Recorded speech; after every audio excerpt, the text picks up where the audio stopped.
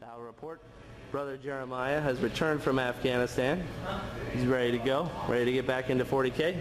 Painted a bunch of stuff while he was over there. So let's check out the Mantis Warriors force. We got 3 drop pods, 2 tac squads in 2 of those drop pods. And then we have an ironclad dreadnought in the other drop pod. 2 land raiders, regular. I think they have extra armor. I have a Vindicator back there. This is in practice for the Yukon tournament where big guns never tire is one of the scenarios. So I have 3 heavy choices. Hopefully those will help me take some objectives. And then I have a full squad, 10 Hammernators and a Warlord with a right there, Carlesso Khan. He has a Lightning Claw and a Storm Shield. I really like the Captain as a Warlord choice, especially with a Storm Shield, because he doesn't die as easily. He doesn't give up that Warlord point as easily as, say, a Librarian who gets doubled out real quick. So let's check out Brother Jeremiah's force. He's got a Storm Raven, obviously, right in the front, ready to go. He's even got the engine, the wash from re-entry on the sides of the wings. He's got 2 Devastator squads ready to shoot at all my guys. He's got 4 Sanguinary Guard troop units, I believe, right? Sure. And Dante, a Sanguinary Priest, and a Librarian. So he's very HQ heavy and elite trooper heavy. All those 2+ saves. Let's see what the Mantis Warriors can do against that. This is our battlefield. You can see we have quite a bit of jungle terrain over here. We're ready to go. So the Blood Angels have deployed here. You can see all of the Sanguinary Guard in the backfield. Dante's attached, Sanguinary Priest attached, the Librarians attached. They have 1 objective in the woods that they're holding with the Devastators because they are counted as a scoring unit.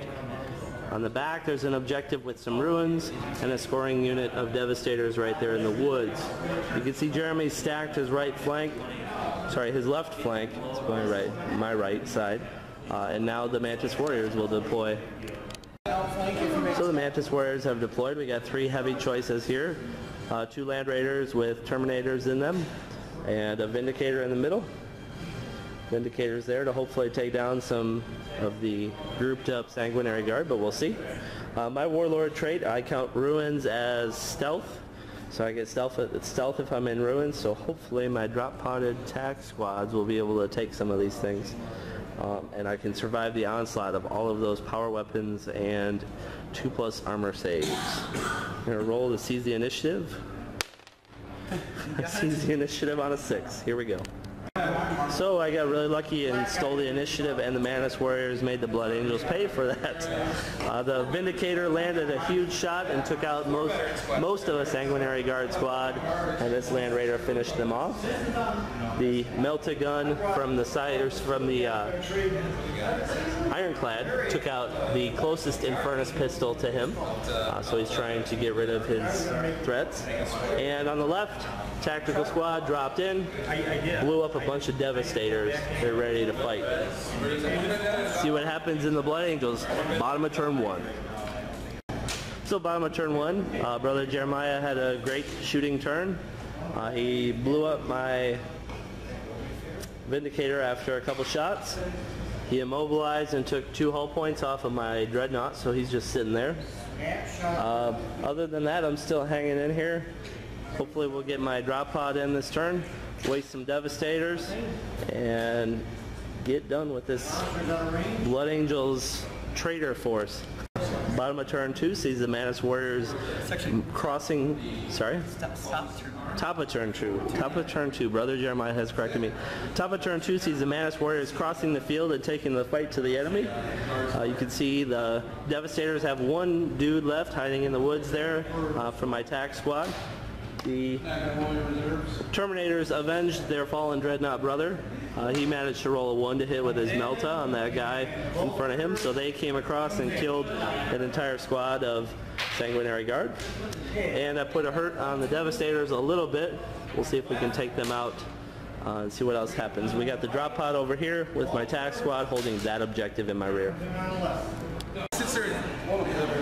Brother Jeremiah got stuck in with Dante, a librarian, a sanguinary priest, and 2 full sanguinary guard units, and managed to kill my sergeant in a challenge, and I managed to kill 2 of his guys back. I got extremely lucky with my saves, and he forgot mastercrafted on his some of his sanguinary guard, which would have taken a while to roll out, just thinking about it.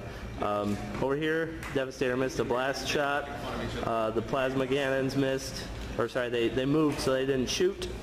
And the Storm Raven did not come in. It's looking grim for the Blood Angels. Top of turn 3. So top of turn 3, I got stuck in again and got slaughtered by the Sanguinary Guard. Did nothing to them in return because I got killed first. The attack squad over here ran back to the objective after the drop pod killed the Bazooka Joe. Over here, my 2 land raiders doubled up on those Devastators and killed all of them. And my attack squad is taken to the ruins because my Warlord has a stealth rule. Let's see if Jeremy's Storm Raven is coming in. He needs a 3+. 3+ or those 2+? It's always 3+ so now. It's 3+? Mm-hmm. Oh man. You start on turn 2, but it's always 3+. Comes in. So he's got a Storm Raven. He just did a dance. Bottom of turn 3, and Brother Jeremiah has taken the fight to the Mantis Warriors. He blew up both my Land Raiders, one with the Storm Raven that's sitting off to the side because it couldn't balance. He killed my Warlord inside the ruins of the Land Raider with a couple Melta shots. And not much else. He's got his dude sitting out there. I wish I still had the Vindicator, I tell you what. Top of turn 4, it looks like Jeremy has his Death Star right in the smack middle of the board, ready to kill all my tactical Marines.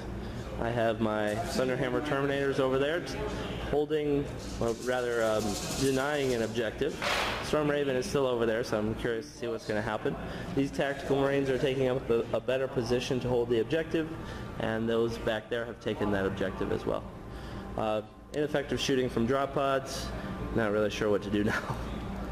The Dreadnought is still immobilized, which is terrible. So, bottom of turn 4, Brother Jeremiah moved up and killed my Terminators with a bunch of shooting and an attack. He's still out in the middle, and there still ain't much I can do. I got my attacks back here, but I know if I move them out, they'll just get assaulted and die. He's got a Storm Raven hovering over there. And I have 2 objectives. Let's see what happens. Top of turn 5. I failed to do anything. I shot through some doors, didn't do much. Drop pods, didn't do much. Could have had that stupid banner guy, but he passed a 5+ cover save. So I am just holding on for dear life. Let's see what Jeremy's going to do. Bottom of turn 5. Bottom of turn 5. Jeremy got into close combat over here with my attacks and massacred them. I'm stuck in.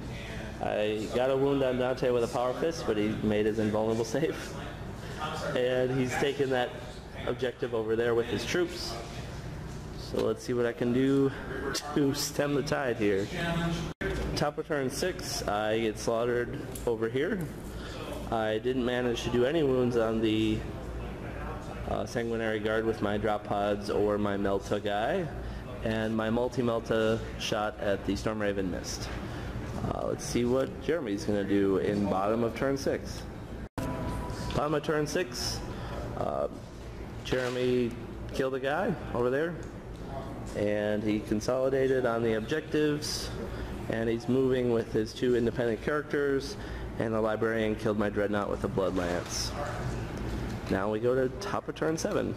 So we've ended the game. It was a score of 11 for the Blood Angels and 5 for the Mantis Warriors. The troop units of Sanguinary Guard just pushed through and used their 2+ armor save to just destroy all my attack squads and my Terminators. And he contested over there with the Storm Raven. I did manage to get Linebreaker and First Blood, but he slew my Warlord and got Linebreaker and had 2 objectives and killed 3 heavies, and I killed 2 heavies. So it was a really fun game. It was great to have Jeremy back from Afghanistan. It's good to be back. It was a great first game for him, I think. So we will see you next time, and have a great one. Check out foodhammer.com for more information about Foodhammer on November 3rd.